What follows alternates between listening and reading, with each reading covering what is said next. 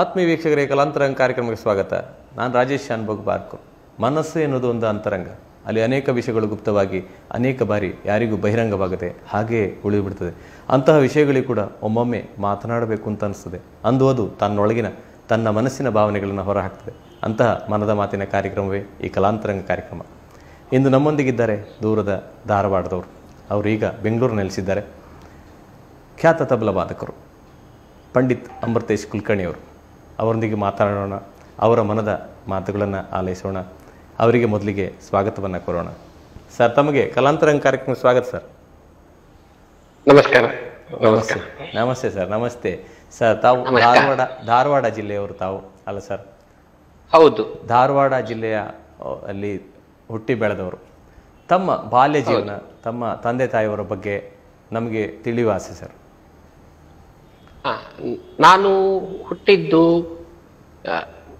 ಧಾರವಾಡ ಜಿಲ್ಲೆಯ ಅಣ್ಣಿಗೇರಿನಲ್ಲಿ.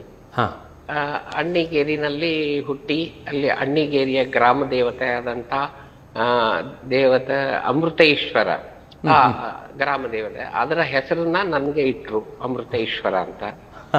ನಾನು ನನ್ನ ಎಲ್ಲ 1ನೇ ಕ್ಲಾಸಿನವರೆಗೂ ನಾನು ಅಂದ್ರೆ 5 ವರ್ಷದವರೆಗೂ ನಾನು ಅಣ್ಣಿಗೇರಿನಲ್ಲಿ ಇದ್ದೆ. ಅಣ್ಣಿಗೇರಿನಲ್ಲಿ ಪ್ರಾಥಮಿಕ ಶಾಲೆ 1ನೇ ತರಗತಿವರೆಗೂ ಅಲ್ಲಿ ಹೋದೆ. ಆ ನಂತರ ನನ್ನ ಮುಂದಿನ ಅಭ್ಯಾಸವನ್ನ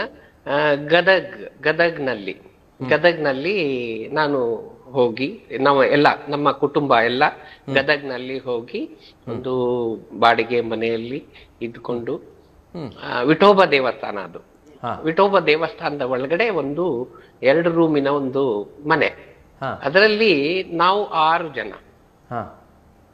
ಜನ ಇದ್ವಿ.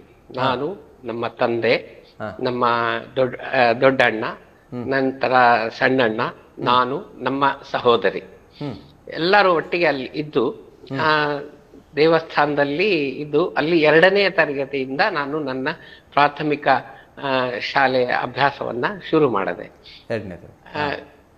ಗೌರ್ಮೆಂಟ್ ಶಾಲೆಗೆ ಸೇರ್ಕೊಂಡೆ. 2ನೇ ಕ್ಲಾಸು, 3ನೇ ಕ್ಲಾಸು, 4ನೇ ಕ್ಲಾಸು.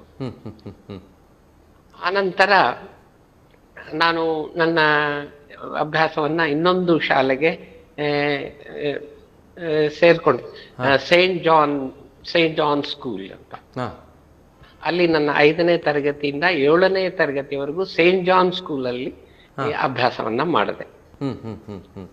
ಆನಂತರ ನನ್ನ ಬಾಲ್ಯ ಜೀವನದ ಬಗ್ಗೆ ಹೇಳ್ಬೇಕು ಅಂದ್ರೆ, ನಾನು ತುಂಬಾ ತುಂಟ.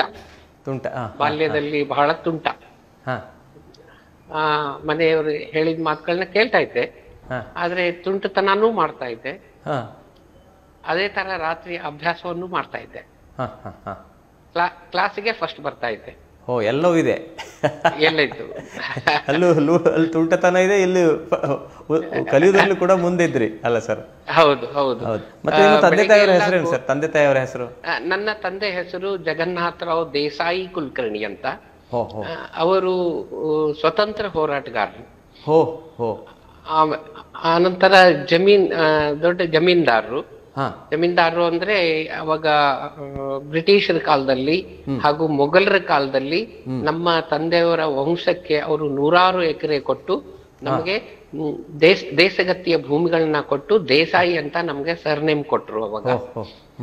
ಆನಂತರ ಬ್ರಿಟಿಷರು ಬಂದು ನಮ್ಗೆ ಅದು ಟ್ಯಾಕ್ಸ್ ಅಂದ್ರೆ ತೆರಿಗೆ ಹಣವನ್ನ ನಾವು ಎಲ್ಲರ ಕಡೆಯಿಂದ ತೆಗೆದುಕೊಳ್ಳುವ ಸಲುವಾಗಿ ನಮಗೆ ಕುಲಕರ್ಣಿ ಅಂತ ಸರ್ನೇಮ್ ಕೊಟ್ರು.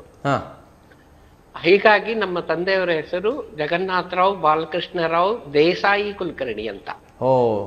ಹೀಗೆ ಸರ್ನೇಮ್ ಆಯ್ತು. ಹೌದು, ದೇಸಾಯಿ ಮತ್ತೆ ಕುಲಕರ್ಣಿ ಅವರು. ತಾಯಿ ಹೆಸರು ಸರ್? ತಾಯಿ ಹೆಸರು? ನಮ್ಮ ತಾಯಿ ಹೆಸರು ತುಂಗಾಬಾಯಿ ಅಂತ. ತುಂಗಾಬಾಯಿ. ನಮ್ಮ ದೊಡ್ಡ ಅಣ್ಣನ ಹೆಸರು ಬಾಲಕೃಷ್ಣ ಕುಲಕರ್ಣಿ ಅಂತ. ನಮ್ಮ ನಡುವಿನ ಅಣ್ಣನ ಹೆಸರು ದತ್ತಾತ್ರೇಯ ಕುಲಕರ್ಣಿ ಅಂತ. ನಮ್ಮ ಸಹೋದರಿಯ ಹೆಸರು ಶಶಿಕಲಾ ಕುಲಕರ್ಣಿ ಅಂತ. ಶಶಿಕಲಾ ಕುಲಕರ್ಣಿ. ಹೀಗೆ ನಮ್ಮ ಒಂದು ನಿಮಗೆ ಊರಿನ ದೇವರ ಹೆಸರು ಇಟ್ಟುಬಿಟ್ರು ಅಲ್ಲ ಸರ್?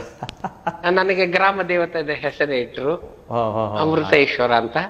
ಅದು ಜಕಣಾಚಾರಿ ಕಟ್ಟಿರುವಂತ ದೇವಸ್ಥಾನ. ಅದು ದೊಡ್ಡ ದೇವಸ್ಥಾನ. ಅದು ಜಕಣಾಚಾರಿ ಕಟ್ಟಿ. ಓಹೋ, ಬಹಳ ಇತಿಹಾಸ ಇದೆ ಸರ್ ನಿಜವಾಗಿ. ಇತಿಹಾಸದ ದೇವಸ್ಥಾನ. ಜಕಣಾಚಾರಿ ದೊಡ್ಡ ಶಿಲ್ಪಿ ಅಲ್ಲ ಸರ್? ಮಹಾಶಿಲ್ಪಿ. ಹೌದು ಸರ್, ಹೌದು, ಶಿಲ್ಪಿ ಜಕಣಾಚಾರಿ. ಅಲ್ಲಿ ದೇವಸ್ಥಾನದ ಬಗ್ಗೆ ಹೇಳ್ಬೇಕು ಅಂದ್ರೆ, ಆ ಜಕಣಾಚಾರಿ ಆ ಕೆತ್ತನೆ ಮಾಡುವಾಗ ಎಲ್ಲ ಮಾಡುವಾಗ ಅವರ ಕೈಗೆ ಗಾಯ ಆಯ್ತು. ಗಾಯ ಆಗಿದ್ದಕ್ಕೆ ಆ ಗಾಯದ ರಕ್ತ ಬರುವುದನ್ನ ಒಂದು ಗೋಡೆಗೆ ಒರೆಸಿದಾರ ಅವರು. ಆ ರಕ್ತದ ಕಲೆ ಇನ್ನ ಇದೆ ಆ ದೇವಸ್ಥಾನದಲ್ಲಿ. ಇನ್ನೂ ಇದೆ ಆ ಕಲೆ? ಇನ್ನ ಇದೆ, ಆ ಕಲೆ ಇದೆ. ಅಂತ ಪವಿತ್ರವಾದಂತಹ ದೇವಸ್ಥಾನದ ಊರಿನಲ್ಲಿ ಹುಟ್ಟಿರುವಂತಹ ನಾನು ಖಂಡಿತ ಭಾಗ್ಯವಾನು. ಸರ್, ವಿದ್ಯಾಭ್ಯಾಸ ಮತ್ತೆ ಮುಂದಿನ ವಿದ್ಯಾಭ್ಯಾಸ ಎಲ್ಲಿ ಮುಂದುವರಿಸಿದ್ರಿ ಸರ್? ನನ್ನ ಮುಂದಿನ ಅಭ್ಯಾಸವನ್ನ ಗದಗ್ನಲ್ಲಿ ಪ್ರಾರಂಭ ಮಾಡಿದೆ. ಆದ್ರೆ ನನ್ನ ಬಾಲ್ಯ ಜೀವನ ತುಂಬಾ ಚೆನ್ನಾಗಿತ್ತು. ಯಾಕೆಂದ್ರೆ ನಾನು ತುಂಟ ಬೇರೆ, ಆಮೇಲೆ ನನ್ಗೆ ತಮಾಷೆ ಮಾಡೋದಂದ್ರೆ ಒಬ್ಬರನ್ನ ಮಿಮಿಕ್ರಿ ಮಾಡೋದು, ಅವರ ಹಾವಭಾವಗಳನ್ನ ನಾನು ಅವ್ರಿಗೆ ಒಳವಡಿಸ್ಕೊಂಡು ಅವರ ಹಾವಭಾವಗಳನ್ನ ಮಾಡೋದು, ಹೀಗೆಲ್ಲ ಮಾಡ್ತಾ ಇದ್ದೆ. ಏಕಪಾತ್ರಾಭಿನಯ ಮಾಡ್ತಿದ್ದೆ, ನಾಟಕ ಮಾಡ್ತಾ ಇದ್ದೆ ಶಾಲೆಗಳಲ್ಲಿ. ಹಾಗಾಗಿ ನಮ್ಮ ಬಾಲ್ಯ ಜೀವನ ಪರೀಕ್ಷೆ ಮುಗಿದ ತಕ್ಷಣ ನಮ್ಮ ಒಂದು ಹಳ್ಳಿ ಸಿದ್ನೇಕೊಪ್ಪ ಅಂತ ಗದಗ್ನಿಂದ 26 ಕಿಲೋಮೀಟರ್ ಇದೆ.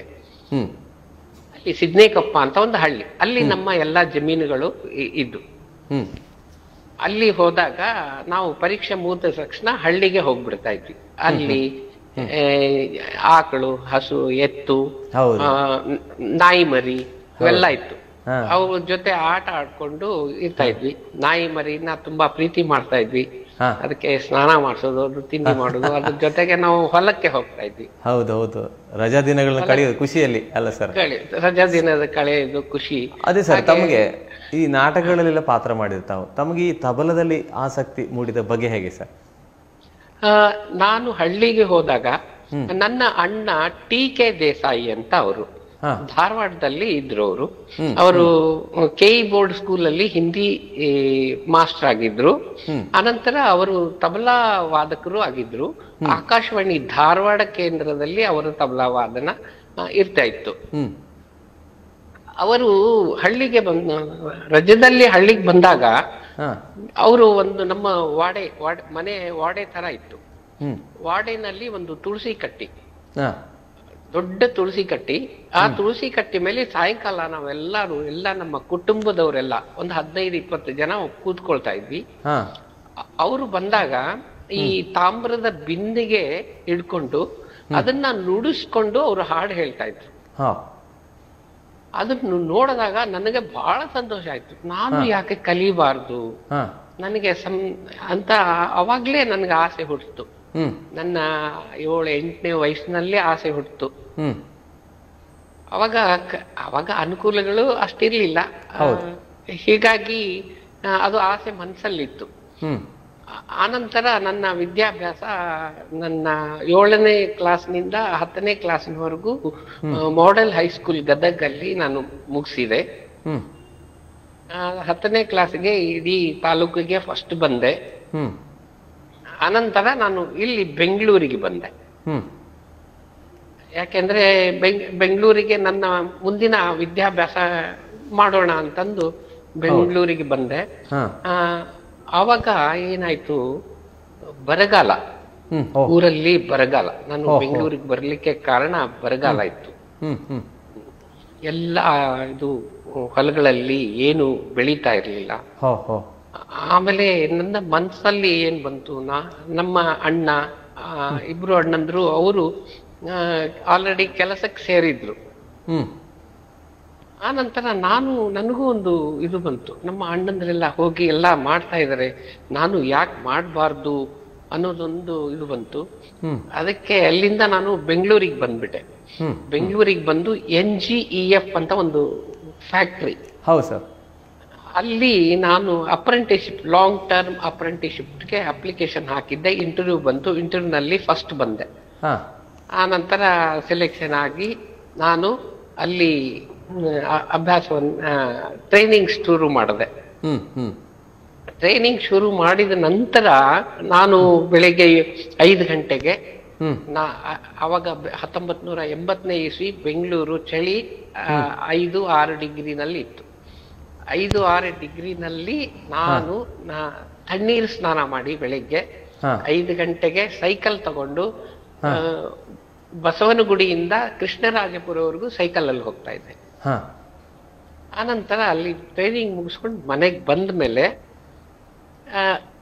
ನಾನು typing, Kannada typing, English typing, junior short hand ಅದಕ್ಕೆಲ್ಲ ಅಭ್ಯಾಸ ಮಾಡ್ತಾ ಇದ್ದೆ.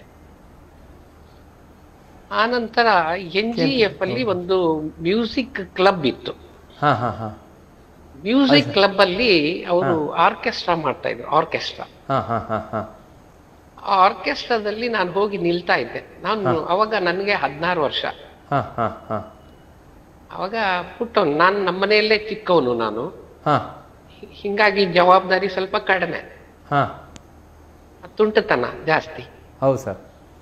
ಹಾಗಾಗಿ ನಾನು ಅದನ್ನ ನೋಡ್ಕೊಂಡು ನಿಲ್ತಾ ಇದ್ದೆ. ಅವರೆಲ್ಲ ನುಡ್ಸೋದು, ತಬಲಾ ನುಡ್ಸೋದು, ಅದನ್ನೆಲ್ಲ ನೋಡ್ಕೊಂಡು ನನಗೂ ಕಲಿಬೇಕು ಅಂತ ತುಂಬಾ ಆಸೆ. ಹೌದು ಸರ್. ಸರ್, ನಿಮ್ಮ ಆತ್ಮೀಯರೊಬ್ಬರು ಕರೆ ಮಾಡಿದ್ದಾರೆ, ಯಾರು ಅಂತ ನೋಡೋಣ, ಮತ್ತೆ ನಮ್ಮ ಮಾತು ಮುಂದುವರ್ಸೋಣ ಸರ್. ಖಂಡಿತ. ಆಯ್ತು ಸರ್, ನೋಡೋಣ ಯಾರು ಅಂತ. ಹಲೋ, ನಮಸ್ತೆ ಸರ್. ಸರ್ ನಮಸ್ಕಾರ ಸರ್. ಹಲೋ, ನಮಸ್ತೆ ಸರ್, ಇಲ್ಲಿಂದ. ಹಲೋ ಹಲೋ ಹಲೋ, ನಮಸ್ತೆ ಸರ್. ನಮಸ್ತೆ. ನಮಸ್ಕಾರ ಸರ್. ನಮಸ್ಕಾರ ನಮಸ್ಕಾರ. ಕಲಾಂತರಂಗ ಕಾರ್ಯಕ್ರಮಕ್ಕೆ ಸ್ವಾಗತ ಸರ್. ಓ ನಮಸ್ಕಾರ ಸರ್. ನಮ್ಮ ಭಾಗ್ಯ ಇವತ್ತಿನ ದಿನ ನಿಮ್ಮೊಟ್ಟಿಗೆ ನಾವು ಮಾತಾಡ್ತಾ ಇದೀವಿ. ನಮಸ್ಕಾರ ಸರ್, ಹೇಗಿದ್ದೀರಿ ಸರ್? ಚೆನ್ನಾಗಿದೆ. ಇಂದು ನಿಮ್ಮ ಆತ್ಮೀಯರಿದೆ ಸರ್ ನಮ್ಮೊಂದಿಗೆ, ಅಮೃತ. ಅವರೊಂದಿಗೆ ಮಾತನಾಡಿ, ನೀವು ಯಾರು ಅಂತ ಅವ್ರು ಹೇಳ್ತಾರೆ, ನೋಡೋಣ ಸರ್. ಅವರಿಗೊಂದು ಟಾಸ್ಕ್ ಕೊಡುವ ಅವರಿಗೆಲ್ಲ. ಹೇಳ್ತಿದ್ದಾರೆ, ತುಂಬಾ ಸಂತೋಷ ಆಗ್ತಿದೆ ಸರ್. ಮಾತಾಡಿ ಸರ್. ನಾಗಭೂಷಣ್. ಓಹೋ ಸರ್. ಏನ್ ಸರ್ ಇದು, ನಮ್ಮ ನಿಜವಾಗ್ಲೂ ನನ್ನ ಜೀವನದಲ್ಲಿ ಇವತ್ತಿನ ದಿನ ಒಂದು ಮರೆಯಲಾರ ದಿನ. ನಮ್ಮ ಗುರುಗಳು ಈ ತರ ನಮ್ಮನ್ನ ಒಂದೇ ಸಲ ಕಂಡಿಡಿದ್ರು ನೋಡಿ ಸರ್. ಇದಕ್ಕಿಂತ ಸೌಭಾಗ್ಯ ಏನ್ ಬೇಕು ಸರ್ ಮನುಷ್ಯನಿಗೆ? ಹೌದೌದು, ಖಂಡಿತ. ತುಂಬಾ ಖುಷಿ ಆಯ್ತು, ತುಂಬಾ ಖುಷಿ ಆಯ್ತು. ಮಾತಾಡಿ ಸರ್. ಸರ್, ಯಾಕಂದ್ರೆ ನಮ್ದು ಒಂದು ಪ್ರೀತಿ ವಿಶ್ವಾಸ, ಅವ್ರ ಗುರು ಬಂದ, ಅವ್ರಿಗೂ ನಮ್ಮ ಪ್ರೀತಿಯ ಗುರುಗಳು ನಮ್ಗೆ ವಿದ್ಯೆ ಕಲ್ಸಿರೋರು, ಅವ್ರ ಬಗ್ಗೆ ತುಂಬಾ ಹೆಮ್ಮೆ ಆಗ್ತದೆ ಸರ್ ಇವತ್ತಿನ ದಿನ. ನಿಜವಾಗ್ಲೂ ನೀವು ಇಂಟರ್ವ್ಯೂ ಮಾಡ್ತಾರೆ ನನ್ಗೆ ಉಡುಪಿ ಚಾನಲ್ ಅಂದ ತಕ್ಷಣ ತುಂಬಾ ಖುಷಿ ಆಯ್ತು. ಯಾಕಂದ್ರೆ ಬಹಳ ಒಂದು ಅದ್ಭುತವಾದ ಒಂದು ಕಾರ್ಯಕ್ರಮಗಳು ನೀವು ಮಾಡ್ಕೊಂಡು ಬರ್ತಾ ಇದ್ರ. ಅದರಲ್ಲಿ ಸರ್, ನನಗೆ ನೀವು ಸಮಯ ಎಷ್ಟು ಕೊಟ್ಟಿದ್ದೀರಾ ಅಂತ ಗೊತ್ತಿಲ್ಲ. ಯಾಕಂದ್ರೆ ಅವ್ರ ಬಗ್ಗೆ ಹೇಳ್ಬೇಕು ಅಂದ್ರೆ ನನ್ನ ಹತ್ರ ತುಂಬಾ ಇದೆ. ನಮ್ಮ ಹೃದಯದಿಂದ ಮಾತುಗಳು ತುಂಬಾ ಬರ್ಬೇಕು ಅಂತ ಅನಿಸ್ತಾ ಇದೆ. ನೀವು ನನ್ಗೆ ಸಮಯ ಎಷ್ಟು ಕೊಟ್ಟಿದ್ರೆ ಗೊತ್ತಿಲ್ಲ ಸರ್. ಮಾತಾಡಿ ಸರ್, ಚುಟುಕಾಗಿ ಮಾತಾಡಿ. ಏನಿಲ್ಲ ಸರ್, ಏನಂದ್ರೆ ತುಂಬಾ ಒಂದು ಅದ್ಭುತವಾದ ಒಂದು ನಮ್ಮ ಗುರುಗಳ ಬಗ್ಗೆ ನೀವು ಇವತ್ತಿನ ದಿನ ಇದು ಇಂಟರ್ವ್ಯೂ ಮಾಡ್ತಾ ತುಂಬಾ ಸಂತೋಷ ಆಯ್ತು. ನಿಜವಾಗ್ಲೂ ಏನಾದ್ರೂ ಒಬ್ಬ ಮನುಷ್ಯನ ಜೀವನದಲ್ಲಿ ಒಂದು ಸಾಧನೆ ಮಾಡಬೇಕು ಅಂದ್ರೆ ನಮ್ಮ ಗುರುಗಳನ್ನ ಒಂದು ಉದಾಹರಣೆಗೆ ತಗೋಬೇಕು ಸರ್. ಯಾಕಂದ್ರೆ ಸಾಧಾರಣ ಈ ಸಂಗೀತ ಅಂದ್ರೆ ಗಾಯನ, ವಾದನ ಮತ್ತು ನೃತ್ಯ, ಇದರ ಸಮೂಹವೇ ಸಂಗೀತ. ಭಗವಂತನನ್ನು ಆರಾಧಿಸುವ ಒಂದು ಶ್ರೇಷ್ಠವಾದ ಮಾರ್ಗ ಅಂದ್ರೆ ಸಂಗೀತ ಸರ್. ಆ ಒಂದು ಸಂಗೀತವನ್ನು ಬೆಳೆಸುತ್ತಿರೋರು ಎಂದರೋ ಮಹಾನುಭಾವರು. ಅದರಲ್ಲಿ ಕೆಲವರು ಅಂತದ್ರಲ್ಲಿ ಒಬ್ಬ ಶ್ರೇಷ್ಠ ಒಂದು ತಬಲಾ ವಾದಕರು, ತಬಲಾ ಶಿಕ್ಷಕರು, ಒಂದು ಮಾನವೀಯತೆ ಇಲ್ಲ ಒಂದು ಏಕೈಕ ಒಬ್ಬ ಗುರುಗಳು ಅಂದ್ರೆ ನನಗೆ ನಿಜವಾಗ್ಲೂ ಪಂಡಿತ್ ಅಮೃತೇಶ್ ಕುಲಕರ್ಣಿ ಸರ್ ಅವರು ಸರ್. ನಿಜವಾಗ್ಲೂ ಅವ್ರ ಬಗ್ಗೆ ಹೇಳ್ಬೇಕು ಅಂದ್ರೆ ತುಂಬಾ ಇದೆ. ಒಂದು ಶಿಸ್ತುಗೆ ಮತ್ತೊಂದು ಹೆಸರೇ ನಮ್ಮ ಅಮೃತೇಶ್ ಕುಲಕರ್ಣಿ ಸರ್. ಅವರು ಅವ್ರ ಹತ್ರ ಅವ್ರದ್ದು ನಮ್ದು ಒಡನಾಟ ಒಂದು 15 ವರ್ಷದಿಂದ ಸಾಧಾರಣ. ನನಗೆ ಉಡುಪಿ ಅಂದ್ಕೂಡ್ಲೆ ಒಂದು ನೆನಪಿಗೆ ಬಂತು ಸರ್. ನಿಮ್ಮ ಊರ ಹತ್ರ ಒಂದು ಕೆಮ್ಮಣ್ಣು ಇದೆ ಅಲ್ಲ ಸರ್? ಹೌದೌದು, ಕೆಮ್ಮಣ್ಣು. ಅಲ್ಲಿ ನಿಮ್ಗೆ ವಿದ್ವಾನ್ ರಾಮ್ ಭಟ್ ಸರ್ ಅವರು ನಾನು ಫಸ್ಟ್ ತಬಲಾ ಗುರುಗಳು. ಅವ್ರ ಹತ್ರ ನಾನು ಒಂದು 6 ವರ್ಷ ಕಲ್ತು ಮತ್ತೆ ನಾನು ಈ ಕಡೆ ಬಂದೆ ಸರ್, ನಮ್ಮೂರು ಬೆಂಗಳೂರು. ಇಲ್ಲಿ ನಾನು ಗುರುಗಳ ಹತ್ರ ಒಳ್ಳೆ ನನಗೆ ಉತ್ತಮವಾದ ಗುರುಗಳು ಇನ್ನು ಬೇಕು ಅಂತ ನಾನು ಹುಡುಕ್ತಾ ಇರೋವಾಗ ನನಗೆ ಭಗವಂತ ಒಂದು ಆಶೀರ್ವಾದ ಮಾಡಿ ಒಂದು ಗುರುಗಳನ್ನ ಕೊಟ್ಟಿದ್ದು ಅಂದ್ರೆ ಪಂಡಿತ್ ಅಮೃತೇಶ್ ಕುಲಕರ್ಣಿ ಸರ್ ಅವ್ರು ಸರ್. ಅವ್ರ ಹತ್ರ ನಾನು ಮತ್ತೆ ನಮ್ಮ ಮಗ ಇಬ್ರು ನಾವು ತಬಲಾ ಕಲಿತಾ ಇದೀವಿ. ನಿಜವಾಗ್ಲು ಅವ್ರನ್ನ ನೀವು ಇವತ್ತೇ ಸರ್ ನೋಡ್ತಾ ಇದ್ದೀರಾ ಇಂಟರ್ವ್ಯೂ ನಲ್ಲಿ, ಮುಂಚೆ ನೋಡಿದ್ರ ಸರ್? ಇಲ್ಲ ಅನ್ಸತ್ತೆ. ಅವರು ಒಂದು ದಿನ ಸರ್ ಪಾಠ ಮಾಡೋವಾಗ್ಲಿ, ಒಂದು ಕಾರ್ಯಕ್ರಮ ಕೊಡುವಾಗ್ಲಿ, ಅವರು ನಗುಮುಖ, ಅವರ ಒಂದು ಆ ಶಿಸ್ತು ಸರ್, ಆ ಒಂದು ಡ್ರೆಸ್ಸಿನ ಶಿಸ್ತು. ಒಂದು ದಿನ ಅವರು ಪ್ಯಾಂಟ್ ಶರ್ಟ್ ಹಾಕೊಂಡಾಗ್ಲಿ ಆ ತರ ಒಂದು ಮಕ್ಕಳಿಗೆ ಪಾಠ ಹೇಳ್ಕೊಡ್ಲಿಲ್ಲ. ಅವರು ಪವಿತ್ರತೆ ಅಂತಾರಲ್ಲ ಸರ್ ಒಂದು ಸಂಗೀತಕ್ಕೆ, ಆ ತಬ್ಲಾಕ್ ಒಂದು ಪವಿತ್ರತೆ, ಆ ಪವಿತ್ರತೆ ಏನಾದ್ರೂ ಇದೆ ಅಂದ್ರೆ ನಮ್ಮ ನಿಜವಾಗ್ಲೂ ನಮ್ಮ ಗುರುಗಳಾದ ಪಂಡಿತ್ ಅಮೃತೇಶ್ ಕುಲಕರ್ಣಿ ಸರ್ ಅವರು ಸರ್ ಬಹಳ ಒಂದು ಅದ್ಭುತವಾದ ಒಂದು ಮಾನವೀಯತೆಯುಳ್ಳ ಒಂದು ಏಕೈಕ ಒಂದು ತಬಲಾ ಕಲಾವಿದರು ಅಂದ್ರೆ ನಮ್ಮ ಗುರುಗಳು ಸರ್. ನಮ್ಗೆ ಹೆಮ್ಮೆ ಆಗ್ತಾ ಇದೆ. ನಾನು ನಮ್ಮ ಮಗ ಅವ್ರ ಹತ್ರ ಶಿಕ್ಷಣ ಪಡಿತಾ ಇದ್ದೀವಿ. ನಮ್ದು ಅವ್ರದ್ದು ಒಂಥರ ಲೈಫ್ ಲಾಂಗ್ ಒಂದು ಅನುಭವ ಮತ್ತೆ ಒಂದು ಅನುಬಂಧ ಸರ್. ನಿಜ ಹೇಳ್ಬೇಕು ಅಂದ್ರೆ ಮಾತುಗಳು ಬರ್ತಾ ಇಲ್ಲ. ಬಟ್ ಬಹಳ ಅಂತವ್ರು ಇವತ್ತಿನ ದಿನ ಅವ್ರ ಬಗ್ಗೆ ನಾನು ಹೇಳಲಿಕ್ಕೆ ಇವತ್ತಿನ ನೀವೊಂದು ಚಾನಲ್ ಅವರು ನಮ್ಗೆ ಅವಕಾಶ ಮಾಡಿಕೊಟ್ರೆ ನೀವು ಮತ್ತೆ ಒಳ್ಳೆ ಒಂದು ಚಾನಲ್ ಸರ್. ನೀವು ನಿಜವಾಗ್ಲೂ ಯಾಕಂದ್ರೆ ಯಾರೋ ನಾನು ನೋಡಿದೀನಿ ಈ ಒಂದು ಕಲಾವಿದರನ್ನು ಬೆಳೆಸೋದು, ಕಲಾವಿದರಿಗೆ ಒಂದು ಅವಕಾಶ ಕೊಡೋದು ಕೆಲವರಿಗೂ ಮಾತ್ರ ಸರ್. ಆ ಒಂದು ಉತ್ತಮವಾದ ಒಂದು ಕೆಲಸವನ್ನು ಮಾಡ್ತಾ ಅದು ನಮ್ಮ ಗುರುಗಳಿಗೆ ನೀವು ಸಂದರ್ಶನ ಮಾಡ್ತಾ ಇದ್ದೀನಿ ಅಂತ ಇದ್ರೆ ತುಂಬಾ ಸಂತೋಷ. ನಿಮ್ಗೊಳ್ಳಾದಾಗ್ಲಿ. ನಮ್ಮ ಗುರುಗಳ ಬಗ್ಗೆ ಹೇಳಿಕೆ ತುಂಬಾ ಇದೆ ಸರ್. ಹೇಳಿ ಸರ್. ಬಹಳ ಖುಷಿ ಸರ್. ಸರ್ ನಿಮಗೆ ನಮ್ಮ ಚಾನಲ್ ಪರವಾಗಿ ಧನ್ಯವಾದಗಳು. ಅದೇ ರೀತಿ ಕುಲಕರ್ಣಿ ಸರ್ ಅವರು ನಿಮ್ಗೆ ಏನಾರು ಹೇಳ್ತಾರೆ ನೋಡೋಣ. ಏನ್ ಹೇಳ್ತೀರಿ ಸರ್ ಇವ್ರ ಬಗ್ಗೆ? ನಾಗಭೂಷಣ್ ಅವರು ಅಂತಂದ್ರೆ ಡೆಡಿಕೇಟೆಡ್ ಪರ್ಸನ್ ಅಂತ ಹೇಳ್ಬೋದು. ಅವರು ಎಷ್ಟು ಶ್ರಮಜೀವಿ ಅಂದ್ರೆ ಬೆಳಿಗ್ಗೆ 6 ಗಂಟೆಗೆ ಅವರು ಕೆನರಾ ಬ್ಯಾಂಕ್ ಅಲ್ಲಿ ಕೆಲಸ ಮಾಡ್ತಾ ಇದ್ರು. ನನ್ನ ಪರಿಚಯ ಹೇಗಾಯ್ತು ಅಂದ್ರೆ ನಾನು ಕೆನರಾ ಬ್ಯಾಂಕಿಗೆ ಬಂದು ನಮ್ಮ ಕಾರ್ಯಕ್ರಮದ ಬಗ್ಗೆ ನಾನು ಒಂದು ಲೆಟರ್ ಕೊಟ್ಟು ಬಂದಿದ್ದೆ ಕೆನರಾ ಬ್ಯಾಂಕ್ ಅಲ್ಲಿ. ಆ ಲೆಟರ್ ನಲ್ಲಿ ನನ್ನ ಅಡ್ರೆಸ್ ಇತ್ತು, ಫೋನ್ ನಂಬರ್ ಇತ್ತು. ಅದನ್ನ ತಿಳ್ಕೊಂಡು ಅವರು ನನಗೆ ಫೋನ್ ಮಾಡಿದ್ರು. ನಾನು ಹೀಗೆ ತಬ್ಲಾ ಕಲಿಬೇಕು, ನಾನು ಹೀಗೆ ಮಂಗಳೂರಲ್ಲಿ ಕಲಿತಾ ಇದ್ದೆ, ಈಗ ನಾನು ಬೆಂಗಳೂರಿಗೆ ಬಂದಿದ್ದೀನಿ, ತಬ್ಲಾ ಕಲಿಬೇಕು, ನನಗೆ ಹೇಳ್ಕೊಡ್ತೀರಾ ನೀವು? ಹೇಳ್ಕೊಡ್ತೀನಿ ಬನ್ನಿ. ನಂದು ಆಫೀಸ್ ಟೈಮಿಂಗ್ಸು ಸ್ವಲ್ಪ ಹೆಚ್ಚು ಕಡಿಮೆ ಇರುತ್ತೆ. ನಾನು ಹೇಳ್ದೆ ನೀವು ಯಾವಾಗಾದ್ರೂ ಬನ್ನಿ, ಮಧ್ಯರಾತ್ರಿನಾದ್ರೂ ಬನ್ನಿ, ನಿಮ್ಗೆ ಹೇಳ್ಕೊಡ್ತೀನಿ. ಅವರು ಒಂದ್ಸತಿ ಫಸ್ಟ್ ಟೈಮ್ ಬಂದಾಗ ರಾತ್ರಿ 9:30 ಆಗಿತ್ತು. ಆಫೀಸ್ ಮುಗಿಸ್ಕೊಂಡು ಅವರು ಆಫೀಸರ್ ಗ್ರೇಡ್ ಅಲ್ಲಿ ಇದ್ರು. ಅವಾಗ ಆಫೀಸ್ ಮುಗಿಸ್ಕೊಂಡು ನಮ್ಮ ಮನೆಗ್ ಬಂದ್ರು. ಮನೆಗ್ ಬಂದಾಗ ಈ ತರ ನಾನು ತಬ್ಲಾ ಕಲಿಬೇಕು, ನನ್ಗೆ ಹೇಳ್ಕೊಡ್ತೀರಾ? ಖಂಡಿತ ಹೇಳ್ಕೊಡ್ತೀನಿ ಅಂತ. ಅವರು ಎಷ್ಟು ಕಷ್ಟಜೀವಿ. ಬೆಳಿಗ್ಗೆ 8 ಗಂಟೆಗೆ ಮನೆ ಬಿಟ್ರೆ ಅಲ್ಲಿ ಆಫೀಸ್ ಕೆಲಸ ಮುಗಿಸ್ಕೊಂಡು ರಾತ್ರಿ 10 ಗಂಟೆಗೆ ಬರ್ತಾ ಇದ್ರು. 10 ಗಂಟೆಗೆ ಬಂದು ಮೊದ್ಲು ನಾವು ಟೀ ಕುಡಿತಾ ಇದ್ವಿ, ಯಾಕಂದ್ರೆ ಫ್ರೆಶ್ ಅಪ್ ಆಗ್ತಾ ಇದ್ವಿ. ಟೀ ಕುಡಿದು ಆಮೇಲೆ ನಮ್ಮ ಪಾಠ ಶುರು. ಮೊದಲಿಂದ ಈಗ ಮೊದಲೇ ಕ್ಲಾಸ್ನಿಂದ ಏನ್ ಶುರು ಆಗುತ್ತೆ ಅಲ್ಲಿಂದ 1-1.5 ಗಂಟೆ ಪಾಠ ಮಾಡ್ತಾ ಇದ್ವಿ. ಅಂದ್ರೆ 10 ಗಂಟೆಗೆ ಶುರು ಮಾಡಿದ್ರೆ ರಾತ್ರಿ 11:30ವರೆಗೂ ಪಾಠ ಮಾಡ್ತಾ ಇದ್ವಿ. ಅವ್ರು ಸ್ವಲ್ಪನೂ ಬೇಜಾರು ಮಾಡ್ಕೊಳ್ತಾ ಇಲ್ಲ. 11:30 ಆಯ್ತು, ನಾನ್ ಮನೆಗೆ ಹೋಗ್ಬೇಕು, ನನ್ಗೆ ಹಸಿವಾಗಿದೆ ಅನ್ನೋದು ಯಾವ ಇದನ್ನು ಇಲ್ಲ. ಕಲಿಬೇಕನ್ನೋ ಹಸಿವು ಅವರಲ್ಲಿತ್ತು, ಕಲಿಬೇಕನ್ನೋ ಛಲ ಅವರಲ್ಲಿತ್ತು. ಹೌದು. ಆ ರಾತ್ರಿನೂ ಬಂದು ಅವರು ಅದನ್ನ ಕಲ್ತು ಅವರು ಈಗ ವಿದ್ವತ್ತು ವಿಶಾರದ ಮಾಡಿದ್ದಾರೆ ನೋಡಿ. ಅವರ ಡೆಡಿಕೇಶನ್ ಬಹಳ ಡೆಡಿಕೇಶನ್ ಇದೆ. ಆಗ್ಲಿ ಸರ್, ಅವರಿಗೆ ಧನ್ಯವಾದ ಸರ್. ನಾಗಭೂಷಣ್ ಸರ್, ನಿಮಗೆ ಧನ್ಯವಾದಗಳು ಸರ್. ಒಂದೇ ಒಂದು ವಿಷಯ ಸರ್ ಹೇಳಲಿಕ್ಕೆ ಮತ್ತೆ ನಾನು ನಿಜವಾಗ್ಲೂ ನಮ್ಮ ಸೌಭಾಗ್ಯ ಅಂತ ಹೇಗೆ ಹೇಳಿದೆ ಅಂದ್ರೆ ನಮ್ಮ ಒಂದು ಅಕಾಡೆಮಿಯಿಂದ ಸಾರಿಗೆ 60ನೇ ವರ್ಷದ ಒಂದು ಕಾರ್ಯಕ್ರಮವನ್ನು ಅಂದ್ರೆ ಒಂದು ಸಂತೋಷದ ಒಂದು 60 ಇಯರ್ಸ್ ಒಂದು ಕಾರ್ಯಕ್ರಮವನ್ನು ಸರ್ ನಮ್ಮ ಒಂದು ವಿದ್ಯಾಲಯದಿಂದ ನಾವು ಅವ್ರಿಗೆ ಮಾಡಿದೀವಿ. ನಿಜವಾಗ್ಲೂ ಇದು ಎಷ್ಟು ಜನಕ್ಕೆ ಸಿಗತ್ತೆ ಸರ್ ಈ ಭಾಗ್ಯ? ಒಂದು ಶಿಷ್ಯನಾಗಿ ಒಂದು ಗುರುವಿಗೆ 60ನೇ ವರ್ಷ ಕಾರ್ಯಕ್ರಮ ಮಾಡಿ ಅವರಿಗೆ ನಾವು ಒಂದು ಸನ್ಮಾನ ಮಾಡಿದೀವಿ ಅಂದ್ರೆ ಅದು ನನ್ನ ಸೌಭಾಗ್ಯ ಸರ್. ಒಂದು ಎರಡನೇದು ಸರ್, ಅವ್ರ ಮಗ ಚಿರಂಜೀವಿ ಅಭಯ್ ಕುಲಕರ್ಣಿ, ಇವತ್ತಿನ ದಿನ ವಿದ್ವಾನ್ ಅಭಯ್ ಕುಲಕರ್ಣಿ ವಿದ್ವತ್ತು ಮಾಡಿದ್ದೇನೆ. ಉತ್ತಮವಾದ ಒಂದು ತಬಲಾವಾದಕ ಸರ್. ಇವತ್ತಿನ ದಿನ ನಮ್ಮ ದೇಶದ ಪ್ರಗತಿಯನ್ನು ಅಮೆರಿಕಾನಲ್ಲಿ ಅಲ್ಲಿ ಪ್ರಚಲಿಸ್ತಾ ಇದ್ದಾರೆ ಸರ್. ಅಲ್ಲಿನೂ ವರ್ಕ್ ಮಾಡಿಕೊಂಡು ತಬಲಾ ನುಡಿಸ್ತಾ ಇದ್ದಾರೆ ಸರ್. ಸೊ ಇದಕ್ಕೆಲ್ಲ ಏನ್ ಗೊತ್ತಾ ಸರ್, ಎಲ್ಲದಕ್ಕೂ ಕಾರಣ ಯಾವುದೇ ಒಂದು ವಿದ್ಯೆ ಕಲಿಬೇಕು ಅಂದ್ರೆ ಒಂದು ಪೂರಕ ವಾತಾವರಣ, ಒಂದು ಉತ್ತಮ ಗುರುಗಳು, ಮತ್ತೆ ಭಗವಂತನ ಅನುಗ್ರಹ, ಈ 3 ಸಿಕ್ಕಿದೆ ಸರ್. ಅವರ ಗುರುಗಳು ಡಾಕ್ಟರ್ ಪಂಡಿತ್ ಸತೀಶ್ ಅಂಪ್ಲೋಳಿ ಸರ್ ಅವರು ನಮ್ಮ ಗುರುಗಳು. ಅವರ ನಮಗೂ ಮಾರ್ಗದರ್ಶಕರು. ಅವರ ಮಾರ್ಗದರ್ಶನದಲ್ಲಿ ಅವ್ರ ಹತ್ರ ಸರ್ ಎಲ್ಲಾ ವಿಷಯನೂ ಒಂಥರ ಗುರು ಶಿಷ್ಯ ಪರಂಪರೆ. ಅದೇ ನಾವು ನಮ್ಮ ಗುರುಗಳು, ನಾವು ನಮ್ಮ ಸರ್ ಅದೇ ಪರಂಪರೆಯನ್ನು ಮಾಡಿ ಇವತ್ತಿನ ದಿನ ಒಂದು ಬಹಳ ಒಂದು ಉತ್ತಮವಾದ ತಬಲಾ ವಾದಕರು, ಶಿಕ್ಷಕರು, ಮತ್ತೆ ನಮ್ಮ ಶ್ರೀ ಗುರು ಸಮರ್ಥ ಸಂಗೀತ ವಿದ್ಯಾಲಯದ ಅಧ್ಯಕ್ಷರು ಸರ್ ಅವರು. ಇದುವರೆಗೂ ಆವತ್ತಿನ ದಿನ ನಾವು ಹೆಂಗೆ 15 ವರ್ಷದಿಂದ ಹೆಂಗಿದ್ದಾರೆ ಅದೇ ತರ ಅವರು ಒಂದು ಸ್ವಭಾವ, ನಮ್ಮನಿಗೆ ಒಂದು ಪ್ರೀತಿ ಕೊಡೋದು ನಿಜವಾಗ್ಲೂ ಸರ್. ಈ ಒಂದು I think we are blessed. ನಾವು ನಿಜವಾಗ್ಲೂ ಭಗವಾನ್ ನಮ್ಮ ತಂದೆ ತಾಯಿ ಆಶೀರ್ವಾದ ಅನ್ಸತ್ತೆ. ಬಹಳ ಖುಷಿ ಆಯ್ತು. ಪ್ರೀತಿಯ ಧನ್ಯವಾದಗಳು ಸರ್. ಪ್ರೀತಿಯ ಧನ್ಯವಾದಗಳು. ಹ್ಞೂ ಸರ್, ನಮಸ್ಕಾರ ಸರ್. ಧನ್ಯವಾದಗಳು ಸರ್. ನಮಸ್ಕಾರ, ಧನ್ಯವಾದಗಳು ಸರ್. ಮುಂದುವರ್ಸೋಣ ಸರ್ ಮಾತು.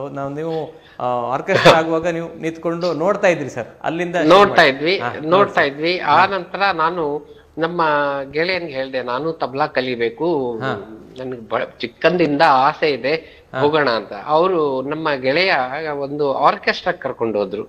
ಆರ್ಕೆಸ್ಟ್ರಾಗೆ ಕರ್ಕೊಂಡು ಹೋದ್ರು, ಚಾಮರಾಜಪೇಟೆಯಲ್ಲಿ ಇತ್ತು. ನಾವು ನಮ್ಮ ಆಫೀಸ್ ಕೆಲಸ ಮುಗಿಸ್ಕೊಂಡು ಸಾಯಂಕಾಲ 5 ಗಂಟೆಗೆ ಹೋದ್ವಿ. ಅವರು ಆರ್ಕೆಸ್ಟ್ರಾ ಡೈರೆಕ್ಟರ್ ಇದ್ರು. ಅವ್ರಿಗೆ ಹೇಳ್ದಿ ಈ ತರ ತಬ್ಲೆ ಇಲ್ಲ, ನಾಳೆ ಬರ್ತಾರೆ ತಬ್ಲಾ ಕಲಾವಿದ್ರು, ನೀವು ಅವ್ರನ್ನ ಭೇಟಿಯಾಗಿ ನಾಳೆ ಪಾಠ ಶುರು ಮಾಡ್ಬೋದು. ಮರುದಿವ್ಸ ನಾವು ಅವ್ರ ಹತ್ರ ಹೋದ್ವಿ, ಪಾಠ ಶುರು ಮಾಡಿದ್ವಿ. ಪಾಠ ಶುರು ಮಾಡಿ 1ನೇ ಕ್ಲಾಸ್ ಆಯ್ತು, 2ನೇ ಕ್ಲಾಸ್ ಆಯ್ತು, 3ನೇ ಕ್ಲಾಸ್ಗೆ ನಾನು ಹೋದೆ. ಅಲ್ಲಿ ಹೋದಾಗ ತಬ್ಲಾ ಮಾಸ್ಟರ್ ಇರ್ಲಿಲ್ಲ. ಯಾಕೆ ಅಂತ ಕೇಳಿದ್ರೆ ಅವ್ರಿಗೆ ಡೈರೆಕ್ಟರ್ಗೆ ಏನು ಸ್ವಲ್ಪ ಮಾತಿನಲ್ಲಿ ಹೆಚ್ಚು ಕಡಿಮೆ ಆಗಿ ಅವರು ಬಿಟ್ಟು ಹೋಗ್ಬಿಟ್ಟಿದ್ರು.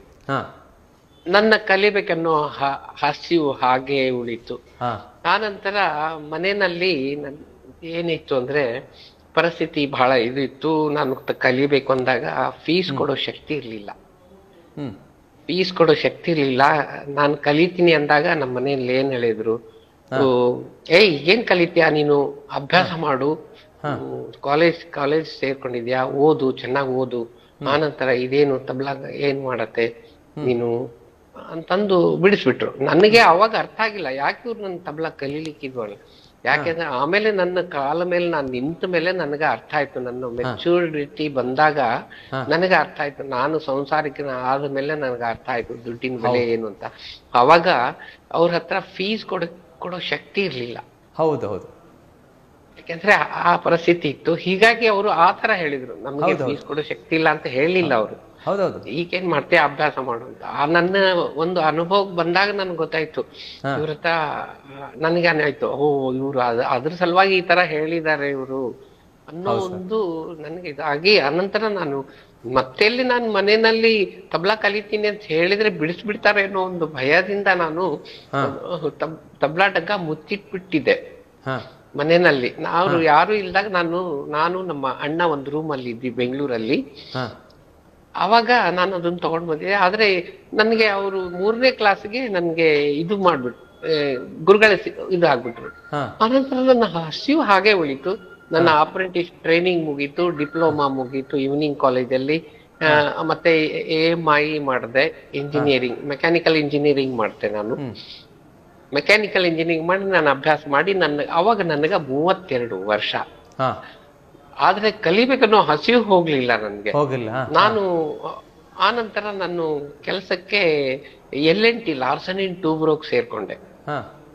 ಕೆಲ್ಸಕ್ಕೆ ಸೇರ್ಕೊಂಡಾಗ ಅಲ್ಲಿ ಲಲಿತ ಕಲಾ ಅಕಾಡೆಮಿ ಅಂತ ಇತ್ತು. ಆ ಅಕಾಡೆಮಿನಲ್ಲಿ ಒಳ್ಳೆ ಸಾಂಸ್ಕೃತಿಕ ಕಾರ್ಯಕ್ರಮಗಳು ಆಗ್ತಾ ಇತ್ತು.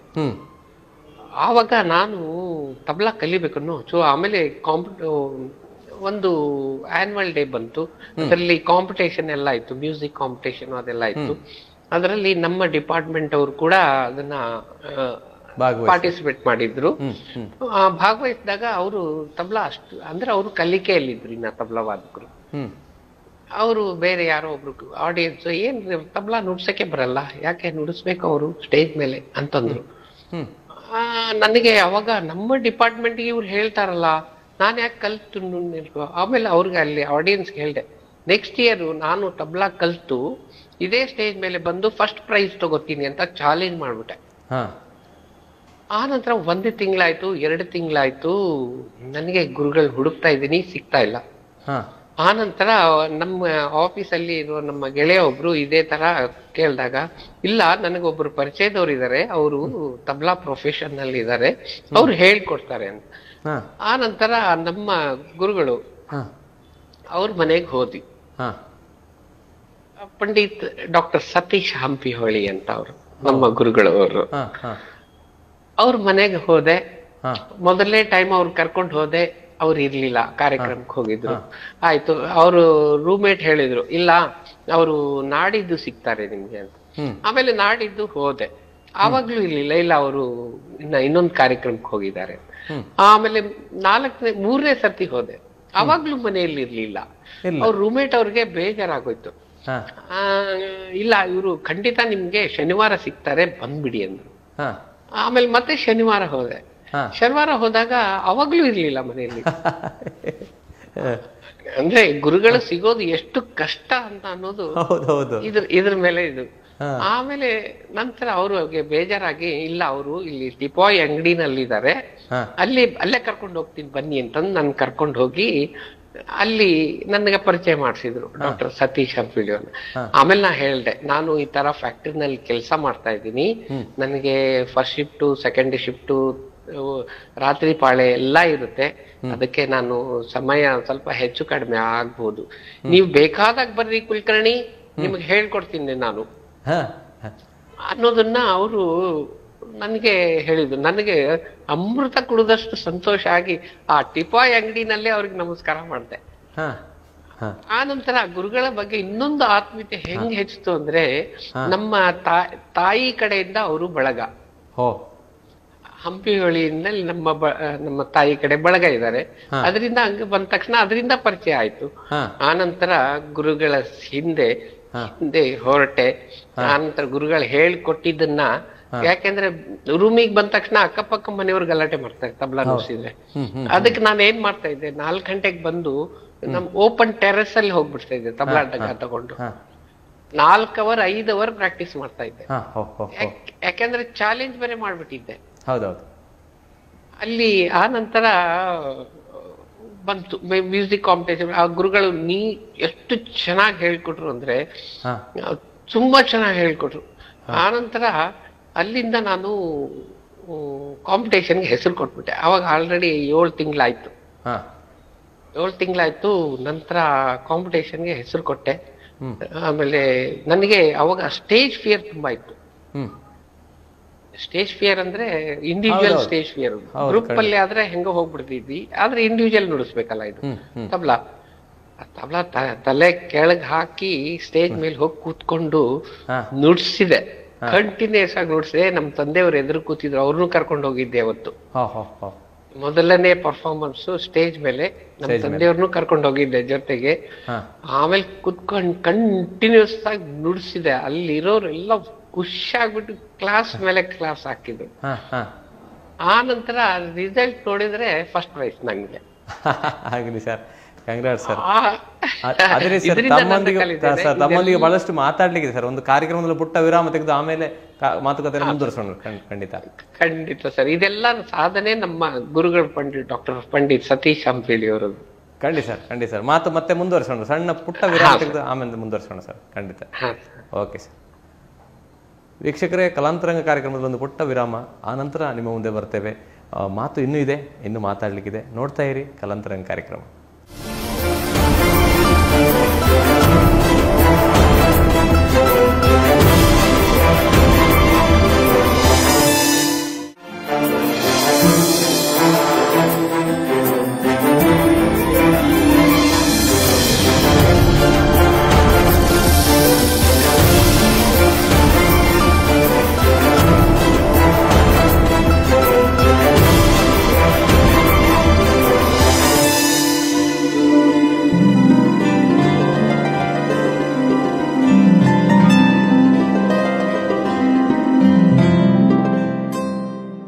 ಆತ್ಮೀಯ ವೀಕ್ಷಕರಿಗೆ ಮತ್ತೊಮ್ಮೆ ಕಲಾಂತರಂಗ ಕಾರ್ಯಕ್ರಮಕ್ಕೆ ಸ್ವಾಗತ.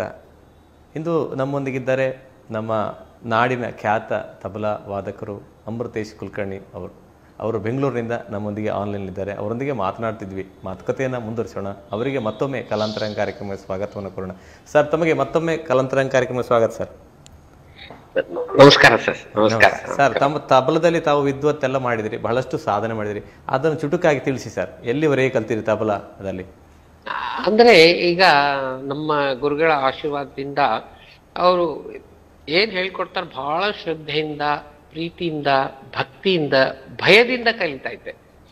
ಯಾಕೆಂದ್ರೆ ಗುರುಗಳ ನೆರಳಿನಲ್ಲಿದ್ದಾಗ ಅವ್ರು ಏನ್ ಹೇಳ್ಕೊಡ್ತಾರೆ ಅದು. ಆಮೇಲೆ ಅವ್ರು ಹೇಳ್ತಿದ್ರು, ನೀವು ಬರೀ ನಾವು ಹೇಳ್ಕೊಟ್ಟಿದ್ದು ಅಲ್ಲ, ನೀವು ಕಾರ್ಯಕ್ರಮಕ್ಕೆ ಹೋಗ್ಬೇಕು, ಅಲ್ಲಿ ನೋಡ್ಬೇಕು, ಅವ್ರು ಏನ್ ಅದ್ರ ಯಾವ ತರ ನುಡಿಸ್ತಾರೆ ಅದನ್ನೆಲ್ಲ ತಿಳ್ಕೋಬೇಕು, ಅದನ್ನೆಲ್ಲ ನೀವು ನೋಡಿ ಅಳವಡಿಸ್ಕೋಬೇಕು ಅನ್ನೋದನ್ನೆಲ್ಲ ಹೇಳ್ತಾ ಇದ್ರು. ಅದೇ ತರ ನಾ ಯಾವುದೇ ಎಲ್ಲೇ ಸಂಗೀತ ಕಾರ್ಯಕ್ರಮ ಇದ್ರೂ ಹೋಗ್ತಿದ್ದೆ.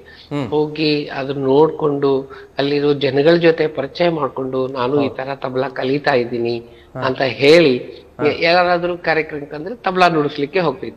ಈ ನನ್ಗೆ ನನ್ನ ತಬಲಾ ಪರೀಕ್ಷೆ ಮಾಡ್ಲಿಕ್ಕೆ ಇದು ಬಹಳ ಅನುಕೂಲ ಆಯ್ತು.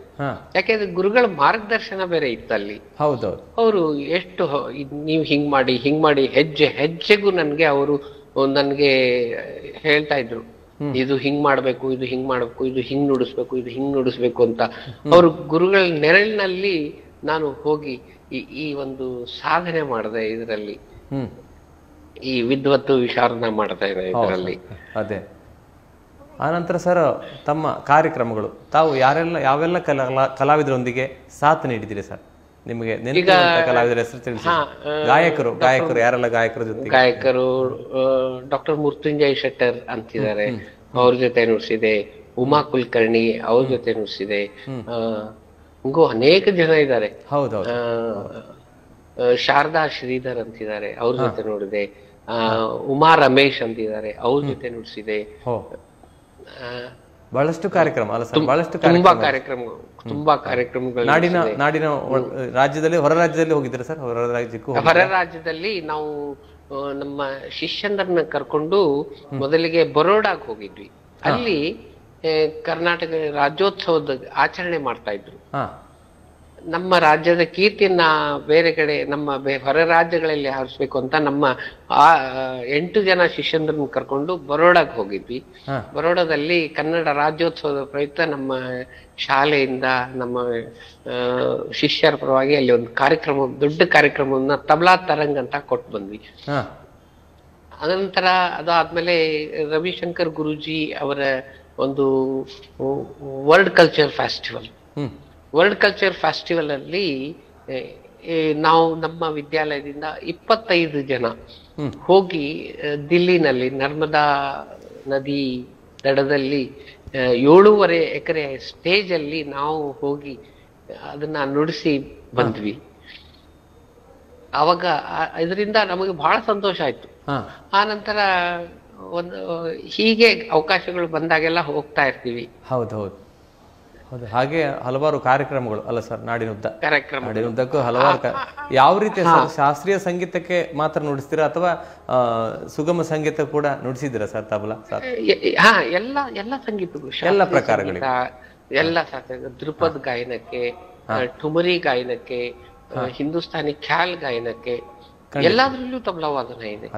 ಎಲ್ಲಾದ್ರಲ್ಲೂ ನುಡಿಸಿದ್ವಿ. ತಮ್ಮ ಆತ್ಮೀಯರೊಬ್ರು ಕರೆ ಮಾಡಿದ್ದಾರೆ, ಯಾರು ಅಂತ ನೋಡೋಣ ಸರ್. ಒಬ್ರು ಕರೆ ಮಾಡಿದ್ದಾರೆ, ಯಾರು ಅಂತ ನೋಡೋಣ. ಹಲೋ. ನಮಸ್ಕಾರ. ನಮಸ್ತೆ ಸರ್. ನಮಸ್ತೆ.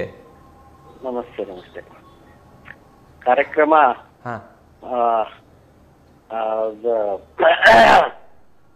ಗುರು ಶಿಷ್ಯ ಪರಂಪರೆ ಅಂದ್ರೆ ನಿಮ್ಮ ಕಲಾಂತರಂಗ ಕಾರ್ಯಕ್ರಮಕ್ಕೆ ಸ್ವಾಗತ ಸರ್. ಮೊದಲಿಗೆ ಥ್ಯಾಂಕ್ ಯು. ನಮಸ್ಕಾರ. ಅದೇ ಹೇಳೋದು ಬೇಡ, ನಿಮ್ಮ ಶಿಷ್ಯ ಇದ್ದಾರೆ ಇಂದು ನಮ್ಮೊಂದಿಗೆ. ನನ್ನ ಹಿರಿಯ ಶಿಷ್ಯರು ಕಳೆದ 32 ವರ್ಷದಿಂದ ಈಗಲೂ ಬರ್ತಾರೆ, ನನ್ನ ಹತ್ರ ಅಭ್ಯಾಸ ಮಾಡ್ತಾರೆ, ಕಲಿಸ್ತಾರೆ. ಇವ್ರ ಮಗ ಕೂಡ ಅಭಯ್ ಕುಲಕರ್ಣಿ ಅಂತ ಅಮೆರಿಕಾದಲ್ಲಿ ಇರ್ತಾನೆ, ಅವನು ನನ್ನ ಶಿಷ್ಯ. ಇವರು ಗುರು ಶಿಷ್ಯ ಪರಂಪರೆಯಲ್ಲಿ ಅತ್ಯಂತ ಮುಂಚೂಣಿಯಲ್ಲಿ ಇರುವಂತ ನನ್ನ ಪ್ರಥಮ ಶಿಷ್ಯರು ಇವರು. ಗುರು ಶಿಷ್ಯ ಪರಂಪರೆ ಅಂದ್ರೆ ಗುರುಗಳ ಜೊತೆ ಹೇಗಿರ್ಬೇಕು, ಗುರುಗಳ ಜೊತೆ ಹೇಗ್ ನಡ್ಕೋಬೇಕು, ಯಾವ ರೀತಿ ಧನ್ಯತಾ ಭಾವದಿಂದ ಇರಬೇಕು ಅಂತ ನಮ್ಮ ಅಮೃತೇಶ್ ಕುಲಕರ್ಣಿ ಅವರು ಅದರಲ್ಲಿ ಮೊದಲೇದವ್ರಂತ ಹೇಳಲಿಕ್ಕೆ ನಾನು ಅವರ ಗುರುವಾಗಿ ನಾನು ಹೇಳಲಿಕ್ಕೆ ಇಷ್ಟಪಡ್ತೇನೆ.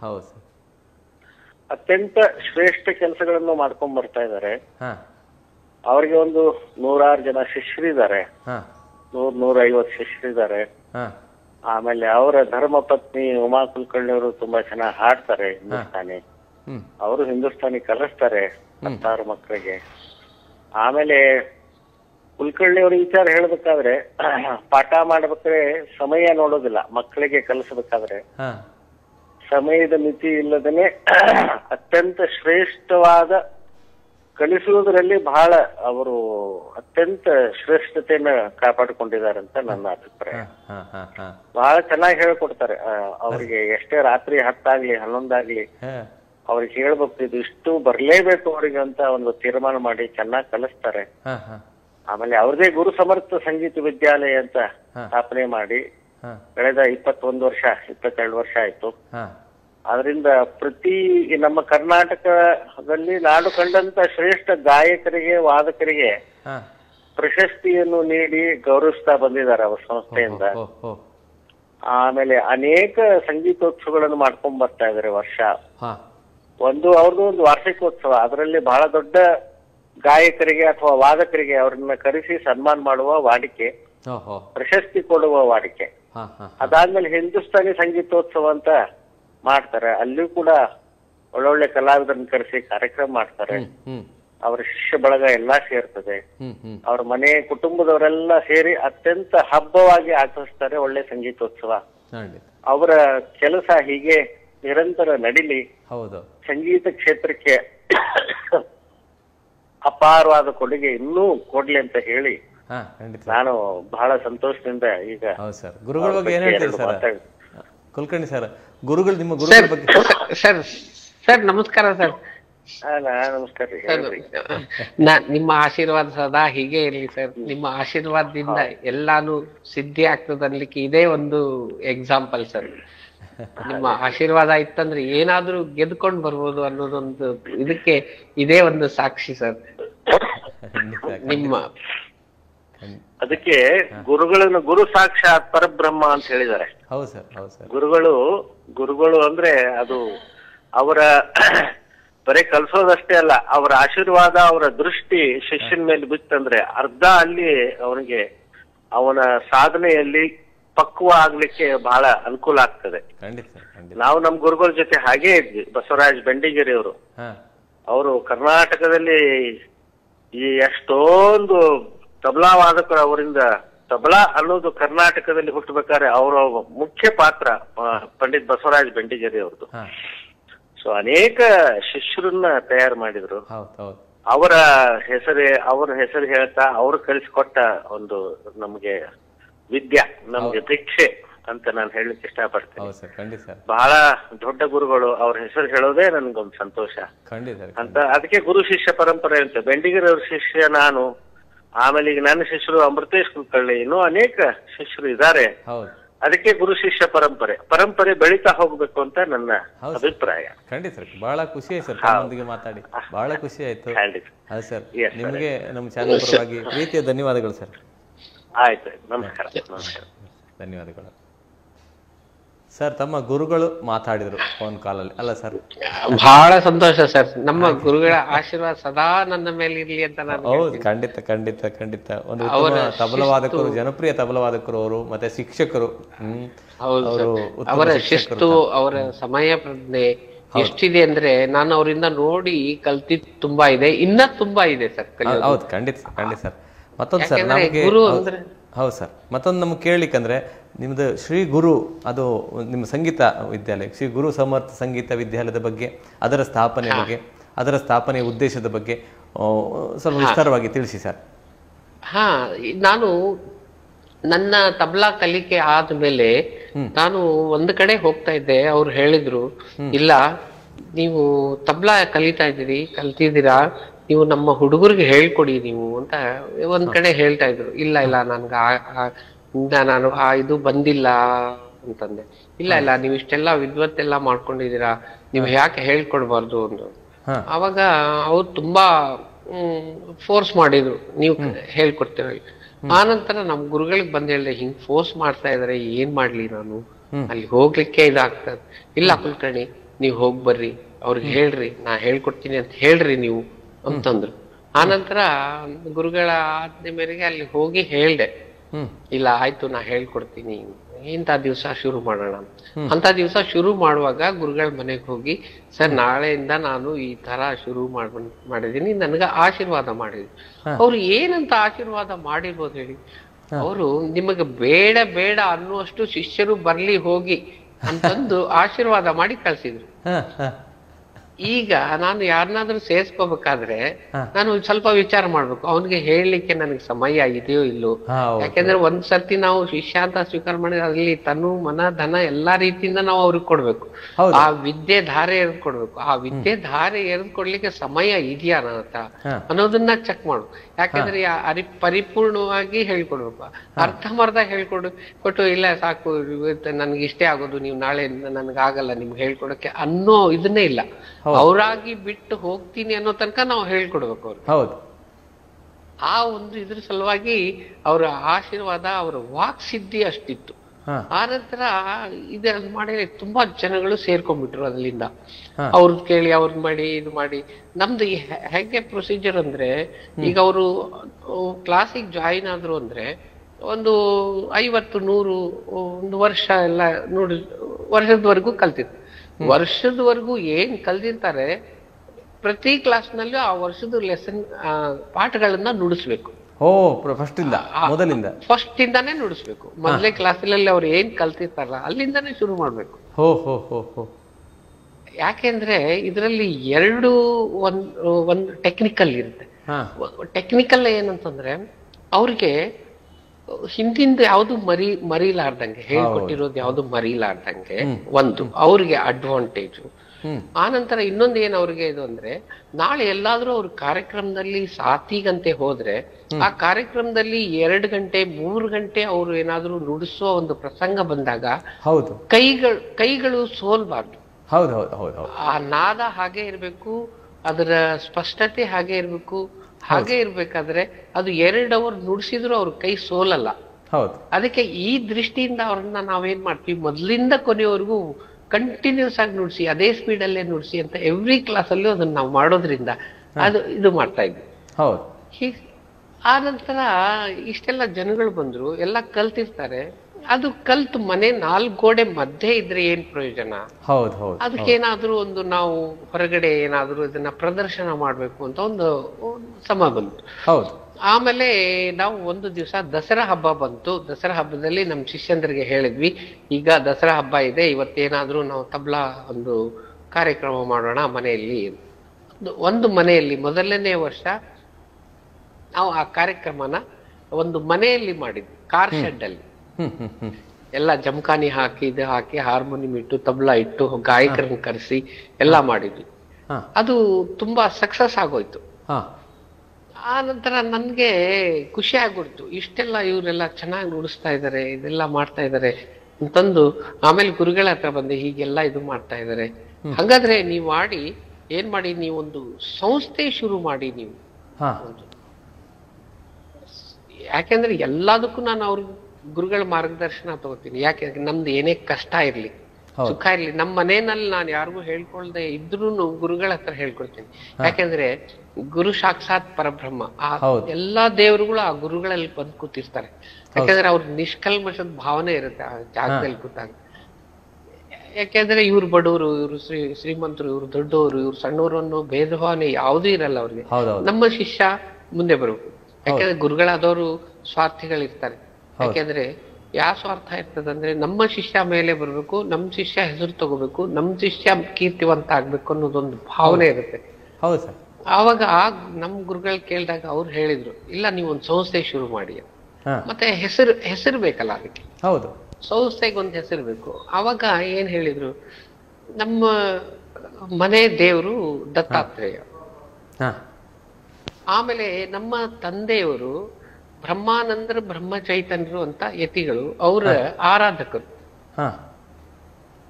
ಅದಕ್ಕೆ ನಮ್ ಗುರುಗಳು ಸಜೆಸ್ಟ್ ಮಾಡಿದ್ರು, ನೋಡಿ ನಿಮ್ಮ ಮನೆ ದೇವರು ಇರ್ಬೇಕು, ನಿಮ್ಮ ತಂದೆ ಆರಾಧನೆ ಇದನ್ನು ಇರ್ಬೇಕು, ಅದರಲ್ಲಿ ನೀವು ಮಾಡುವ ಒಂದು ಸಾಧನೆನೂ ಅದರಲ್ಲಿ ಇರ್ಬೇಕು. ಅದಕ್ಕೆ ಶ್ರೀ ಗುರು ಸಮರ್ಥ ಸಂಗೀತ ವಿದ್ಯಾಲಯ ಅಂತ ಹೆಸರು ಕೊಟ್ವಿ. ಶ್ರೀ ಗುರು ಅಂದ್ರೆ ನಮ್ಮ ಮನೆ ದೇವರು ಹಾಗೂ ನಮ್ಮ ಗುರುಗಳು. ಸಮರ್ಥ ಅಂದ್ರೆ ಬ್ರಹ್ಮ ಚೈತನ್ಯರು ಬ್ರಹ್ಮಾನಂದರು ಅಂತ ಅವರು ಸಮರ್ಥರು. ಈ ಸಮರ್ಥರು ಎರಡರಲ್ಲಿ ನಾವ್ ಏನ್ ಮಾಡ್ತಾ ಇದೀವಿ ಅಂದ್ರೆ ಸಂಗೀತ ಮಾಡ್ತಾ ಇದೀವಿ. ಹೌದು, ಖಂಡಿತ ಸರ್. ಒಬ್ರು ಕರೆ ಮಾಡಿದೆ ಸರ್, ಒಬ್ಬರ ಕರೆ ಇದೆ, ಯಾರು ಅಂತ ನೋಡೋಣ, ಆಮೇಲೆ ಮಾತು ಮುಂದುವರ್ಸೋಣ ಸರ್. ಖಂಡಿತ. ಓಕೆ ಸರ್, ಖಂಡಿತ ಖಂಡಿತ. ನಮಸ್ತೆ ಮೇಡಮ್. ಹಲೋ, ನಮಸ್ತೆ. ನಿಮಗೆ ಕಲಾಂತರಂಗ ಕಾರ್ಯಕ್ರಮಕ್ಕೆ ಸ್ವಾಗತ ಮೇಡಮ್. ಧನ್ಯವಾದಗಳು ಸರ್ ಕರೆ ಮಾಡಿದ್ದಕ್ಕೆ. ಇಂದು ನಮ್ಮೊಂದಿಗೆ ನಿಮ್ಮ ಆತ್ಮೀಯರಿದ್ದಾರೆ, ಅಮೃತೇಶ್ ಕುಲಕರ್ಣಿ ಸರ್ ಅವರಿದ್ದಾರೆ. ಅವರೊಂದಿಗೆ ಮಾತಾಡಿ, ನೀವು ಯಾರು ಅಂತ ಅವ್ರು ಹೇಳ್ತಾರ ನೋಡೋಣ. ಮಾತಾಡಿ ಮೇಡಮ್, ಕೇಳ್ತದೆ. ಹಲೋ ಹಲೋ ಹಲೋ, ಯಾರು? ನಮಸ್ಕಾರ.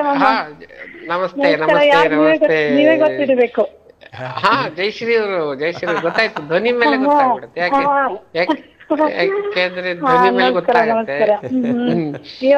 ನಿಮ್ದೊಂದು ಇದ್ರೊಳಗ ಚಾನೆಲ್ ಒಳಗೆ ನಿಮ್ದೊಂದು ಇಂಟರ್ವ್ಯೂ ಬಂದಿದೆ ಅಂತಂದ ಕೇಳಿ ತುಂಬಾ ಸಂತೋಷ ಆಯ್ತು. ಖುಷಿ, ನಮಗೂ ಖುಷಿ ಆಯ್ತು. ಅವರು ಅವಕಾಶ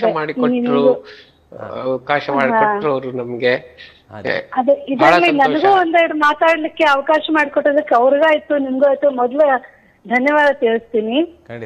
ಖಂಡಿತ ಮೇಡಮ್, ಹೇಳಿ ನಿಮ್ಮ. ನಮಸ್ತೆ. ಏನ್ ಹೇಳ್ಬೇಕಂದ್ರೆ, ಪಂಡಿತ್ ಅಮೃತೇಶ್ ಕುಲಕರ್ಣಿ ಅಂದ ತಕ್ಷಣ ಮೊದ್ಲ ಬಾಯಲ್ಲಿ ಬರೋದು ಇವರೊಬ್ರು ಹೆಸರಾಂತ ತಬಲಾ ವಾದಕರು ಅಂತ.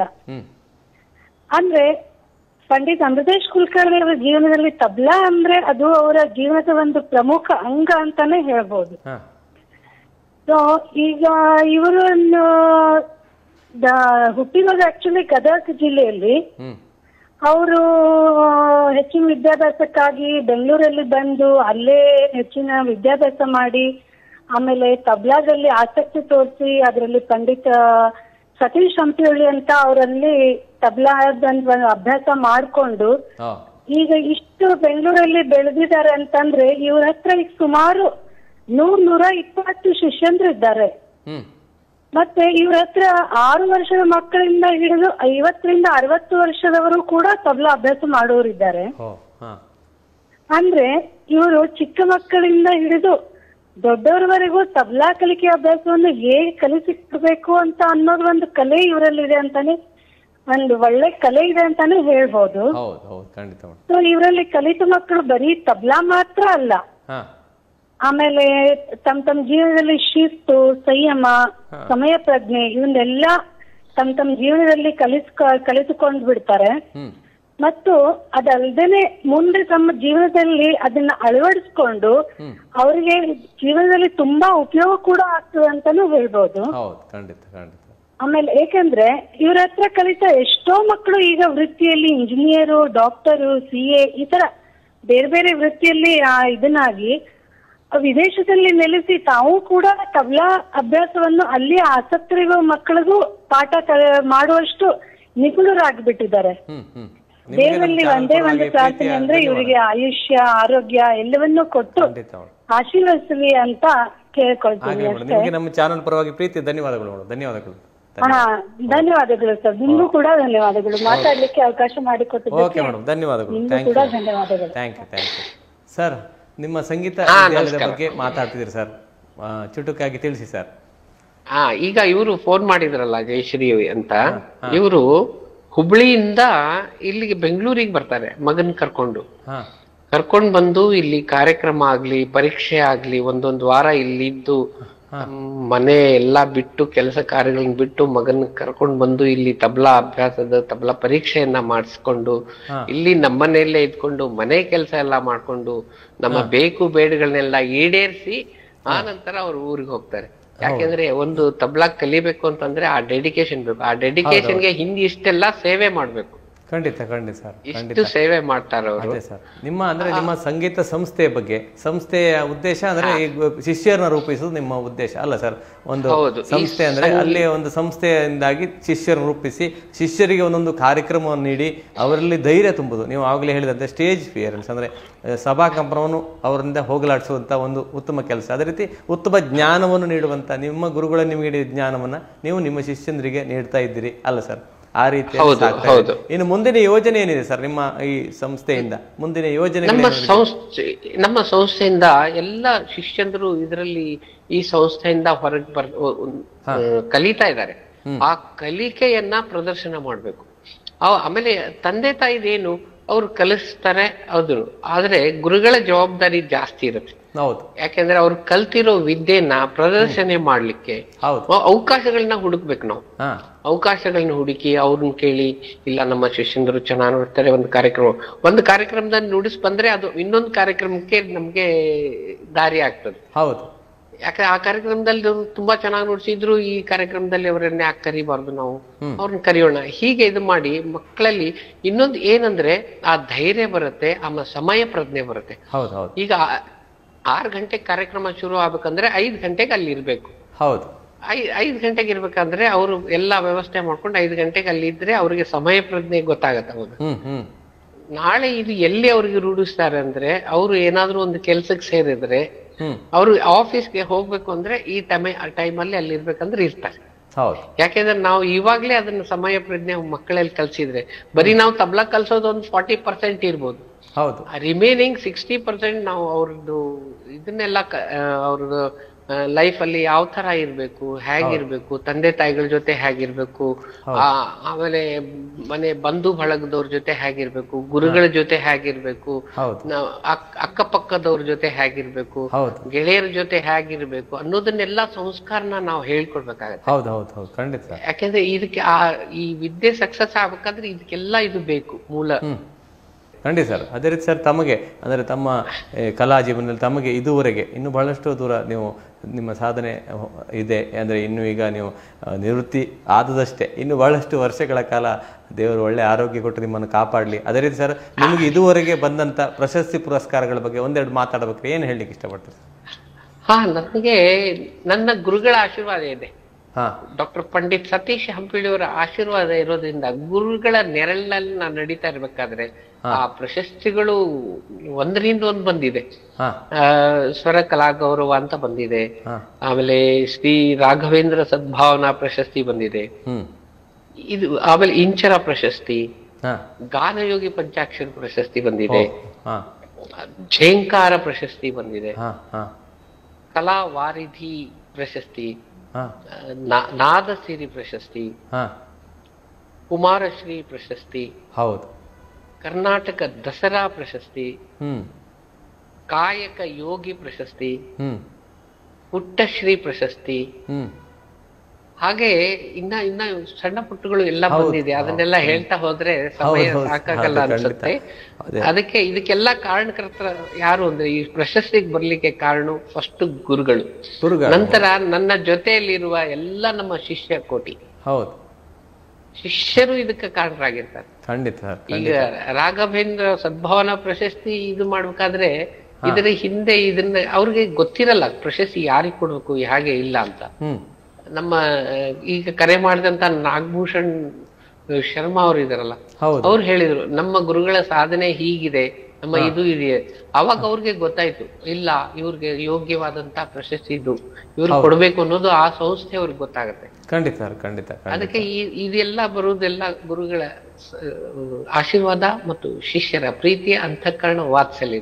ಹೀಗೆ ಒಂದೊಂದು ಪ್ರಶಸ್ತಿಗೂ ಒಬ್ಬೊಬ್ರು ಕಾರಣರಾಗಿರ್ತಾರೆ. ಖಂಡಿತ ಸರ್, ಖಂಡಿತ. ಎಷ್ಟೋ ಕಲಾವಿದರಿದ್ದಾರೆ. ಖಂಡಿತ ಖಂಡಿತ ಸರ್. ಬಹಳ ಖುಷಿ ಆಯ್ತು ಸರ್, ತಮ್ಮೊಂದಿಗೆ ಮಾತಾಡಿ ಬಹಳ ಖುಷಿ ಆಯ್ತು. ಅದೇ ಸರ್, ಕೊನೆಯದಾಗಿ ಅಂದರೆ ನೀವು ದೂರದಿಂದ ಬೆಂಗಳೂರಿನಿಂದ ನಮ್ಮೊಂದಿಗೆ ಆನ್ಲೈನ್ ಮೂಲಕ ಮಾತಾಡ್ತಿದ್ದೀರಿ, ನಿಮ್ಮ ಮನದ ಮಾತನ್ನು ನೀವು ಆಡ್ತಿದ್ದೀರಿ, ಬಹಳ ಖುಷಿ ಆಯಿತು ನಿಮ್ಮೊಂದಿಗೆ ಮಾತಾಡಿ. ಕೊನೆಯದಾಗಿ ಕಲಾಂತರಂಗ ವೀಕ್ಷಿಸುವ ನಮ್ಮ ಪ್ರೀತಿಯ ವೀಕ್ಷಕರಿಗೆ ನೀವು 2 ಮಾತು ಹೇಳಲಿಕ್ಕೆ ಇಷ್ಟಪಡೋದ್ರೆ ಏನು ಹೇಳಲಿಕ್ಕೆ ಇಷ್ಟಪಡ್ತೀರಿ ಸರ್?